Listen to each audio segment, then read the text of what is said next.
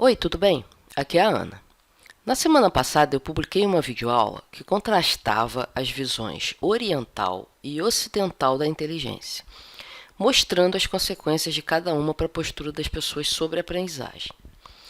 Hoje eu vou fazer uma comparação parecida, mas agora entre duas teorias sobre a inteligência, e mostrar o que a neurociência tem a dizer sobre essas duas teorias.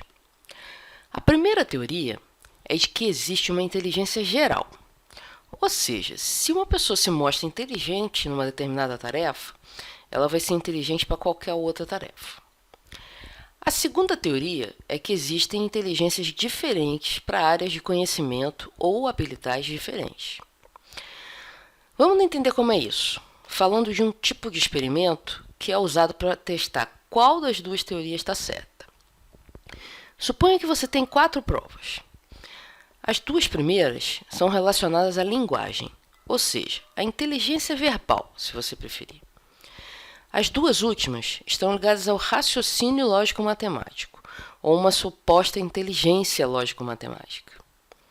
Na teoria da inteligência geral, cada pessoa tem um grau de inteligência único, que vai determinar o desempenho dela em todas as 4 provas, ou seja, se a pessoa for bem na primeira prova, supõe-se que ela é bem inteligente e pode-se prever que ela vai bem nas outras 3.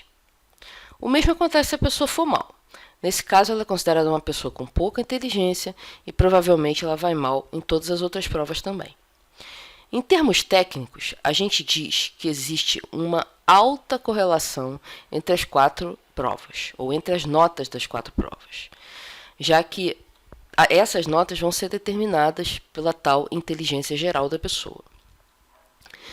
Já na teoria das inteligências específicas por área, a pessoa teria um grau de inteligência verbal completamente separado do seu grau de inteligência lógico-matemática. Ou seja, cada inteligência dessa vai contar apenas para 2 das provas dentre as 4 disponíveis.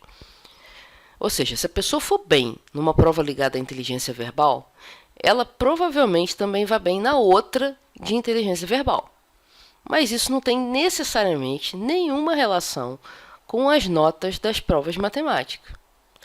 Em outras palavras, é perfeitamente possível, de acordo com essa segunda teoria, que a pessoa vá muito bem num tipo de prova e muito mal em outro, de acordo com o grau de inteligência específica exigido em cada prova. Em língua de cientista, haveria uma grande correlação entre as duas notas de cada tipo de prova, ou seja, entre as duas notas relacionadas à linguagem e as duas notas relacionadas à matemática, mas não haveria correlação nenhuma entre esses 2 grupos de provas. Bom, e aí? Qual a teoria mais próxima da realidade? Bom, o único jeito de descobrir é aplicar as provas com essa configuração que eu acabei de falar e ver o que dizem as evidências experimentais. Na verdade, o que elas dizem é um tantinho desconcertante. O fato é que ambas as teorias têm algum fundamento. O que isso quer dizer? Quer dizer que, de fato, existe um grau de inteligência geral que produz alguma correlação entre o desempenho cognitivo em diferentes áreas da pessoa. Mas, por outro lado, essa correlação pode ser mais forte para o desempenho em áreas ligadas ao mesmo tipo de inteligência. Ou seja, a pessoa tem uma inteligência geral, mas ela pode ter uma inteligência mais específica para uma determinada área mais acentuada. Então, essa coisa quase mística, chamada inteligência geral, de fato ela existe. De onde ela vem? A verdade é que ninguém sabe direito ainda. Mas existem 2 grandes fatores que os cientistas já sabem que certamente estão envolvidos nessa inteligência: o fator genético e o fator ambiental.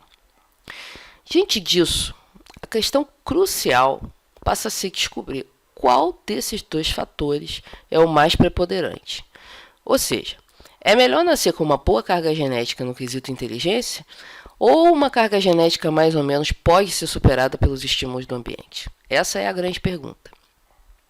E o fato interessante é que nos últimos 20 ou 30 anos, mais ou menos, houve uma grande mudança naquilo que se sabe a respeito dessa comparação entre é melhor ter carga genética boa ou é melhor ter um ambiente que estimule bastante.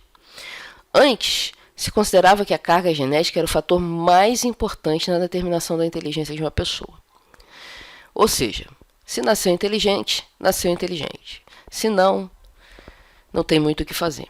Tá? Essa é basicamente a ideia ocidental de inteligência, segundo a videoaula da semana passada.